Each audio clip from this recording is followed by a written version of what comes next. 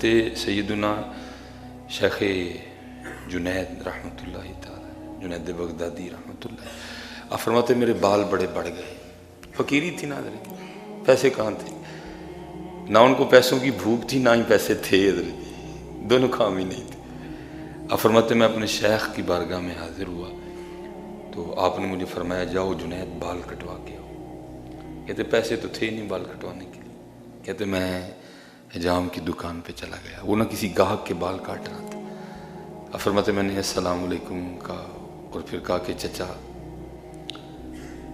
آج اللہ کے نام پہ میرے بال کاٹ دو. فرماتے اس نے گاہک کو نہ اٹھا دیا اور مجھے بٹھا کے کہتا ہے یار پیسے نہیں تو بڑے کٹے نے، آج پہلی بار کو دے لے بھی آیا ہے، پیسوں کے لیے تو بڑے کٹے ہیں، آج کو پہلی بار اس کے لیے آیا. فرماتے میرے سر کو چوما اور بال کاٹنے شروع کر دیے. فرماتے روتا رہا، اس نے میرے بال کاٹ دیے تو مجھے کہنے لگا جاؤ. تو حضرت جنید بغدادی رحمۃ اللہ تعالی علیہ فرماتے ہیں جب میں اس کی دکان سے اٹھا نا تو یہ نیت کر کے اٹھا کہ جب کبھی وقت آئے گا اللہ پیسے دے گا تو میں اس کو ضرور اس کا بدلہ دوں گا. فرماتے وقت آیا، اللہ نے نواز دیا بڑھا دیا. فرماتے میں اس کی دکان پہ آیا اور اس کو وہ موقع یاد کروایا کہ جب تو نے اللہ کے لیے میرے بال کٹے تھے، میرے پاس تھا کچھ نہیں، تو آج میرے پاس ہے تو میں اس کا بدلہ آپ کو دینے آیا ہوں. تو فرماتے وہ حجام مجھے آگے سے کہتا ہے جنید آپ اتنے بڑے شیخ بن گئے ہیں اور آپ کو ایک چھوٹی سی بات کا بھی نہیں پتہ چل سکا. تو فرماتے میں نے کہا وہ کیا؟ تو فرماتے وہ آگے سے مجھے کہتا ہے جو کام اللہ کے لیے کیا جائے پھر اس کا بدلہ مخلوق سے نہیں لیتے ہیں. ہم مخلوق سے طالب ہو گئے ہیں، اسی لیے تو حدیث پاک کا مفہوم ملتا بھی ہے. کئی لوگ ایسے آئیں گے کہ پہاڑوں کے برابر ان کے عمل ہوں گے لیکن ان میں سے ایک عمل بھی اللہ کے لیے نہیں ہوگا. تو اللہ اس بندے سے کہیں گے جا جن کے لیے کیے تھے ان سے جا کے بدلہ بھی لے لیا. اور میں کہتا ہوں حضرت ہم تو مسافر لوگ ہیں نا، تکلیف ہوتی ہے حضرت. اگر ہم مسجد میں کوئی چھوٹی سی وہ آیت الکرسی کی بھی فلیکس لگوا دیں تو اس کے نیچے بھی ہمارا نام اور ٹیلی فون نمبر لکھا ہوتا ہے. عجیب بات ہے بھائی، کوئی چھوٹی سی ہم آیت الکرسی کی فلیکس لگوا دیں نا مسجد میں، اس کے نیچے بھی ہمارا نام لکھا ہوتا ہے.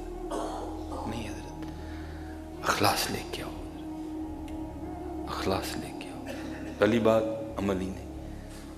فاروق رضی اللہ تعالیٰ عنہ یاد ہے، یوم حضرت سیدنا عثمان غنی رضی اللہ تعالیٰ عنہ یاد ہے، یوم حضرت علی مشکل کشا رضی اللہ تعالیٰ عنہ یاد ہے، لیکن ان کے عمل کس طرح کے تھے ہمیں وہ نہیں یاد رہے. کوئی ان کے عمل کس طرح کے تھے نہیں. اپنے اللہ کے لیے کرو حضرت، بہت بچو حضرت سے، یہ تباہ کر دے گا ہمیں حضرت دکھاوا. بہت بچو حضرت سے اور اپنے اللہ کی رضا پہ راضی رہنا سیکھو. قربان جاؤں حضرت سیدنا صدیق اکبر رضی اللہ تعالیٰ، اب ان سے بھی کوئی کامل آئے گا.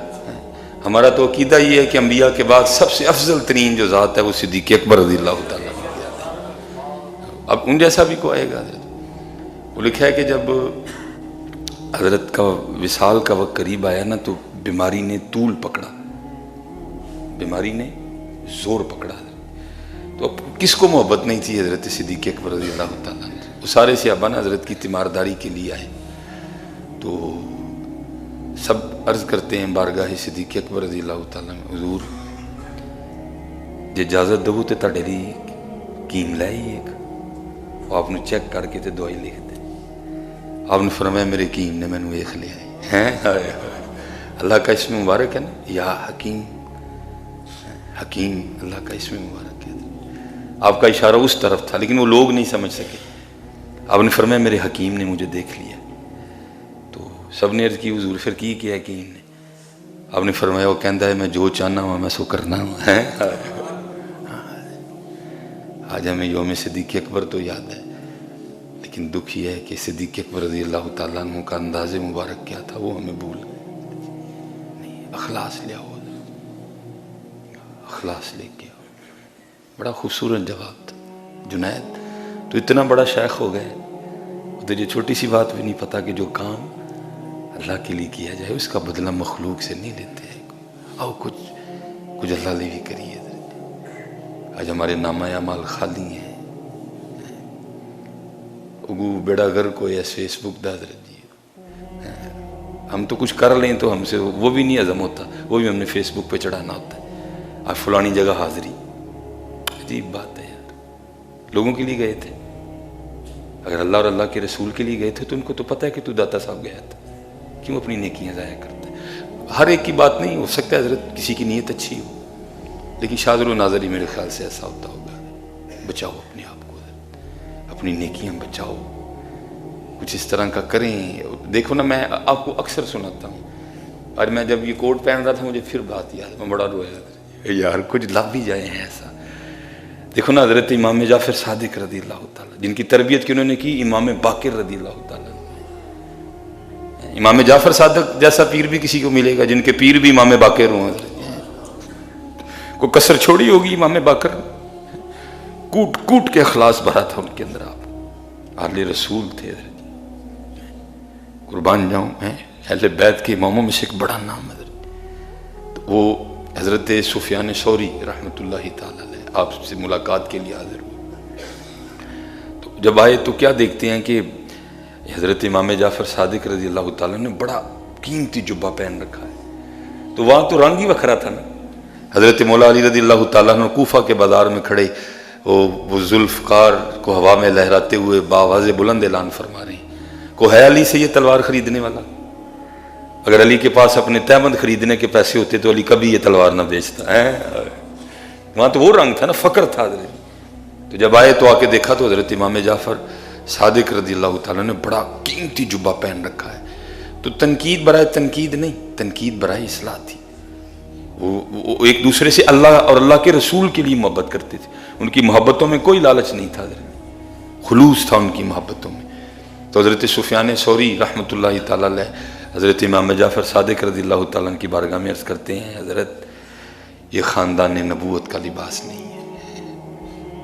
حضور نبی علیہ السلام سادگی، حضرت مولا علی مشکل کشا سادگی، امام حسین سادگی، امام زین العابدین سادگی، امام محمد باقر رضوان اللہ تعالیٰ علیہ مجمعین سادگی۔ یہ آپ نے فرمایا یہ خاندان نبوت کا لباس نہیں ہے۔ تو میں نے پڑھا ہے کہ حضرت نے نا وہ جو بھی اس وقت کے لحاظ سے کوئی سلسلہ تھا، بٹن وغیرہ یہ جو بھی تھا، آپ نے کھول کے دکھائے تو نیچے حضرت نے بوری کا لباس پہن رکھا تھا، جو صوفیاء کا لباس ہے، نیچے حضرت نے بوری پہنی ہوئی تھی۔ تو آپ نے آگے سے فرمایا، اے سفیان یہ جبہ میں نے لوگوں کے لیے پہنا ہے اس لیے اوپر پہنا ہے، یہ بوری میں نے اپنے یار کے لیے پہنی اس لیے نیچے پہنی ہے۔ دیکھو حضرت کتنا خلوص، کتنا اخلاص تھا، اس لیے حضرت اخلاص لے کے آؤ۔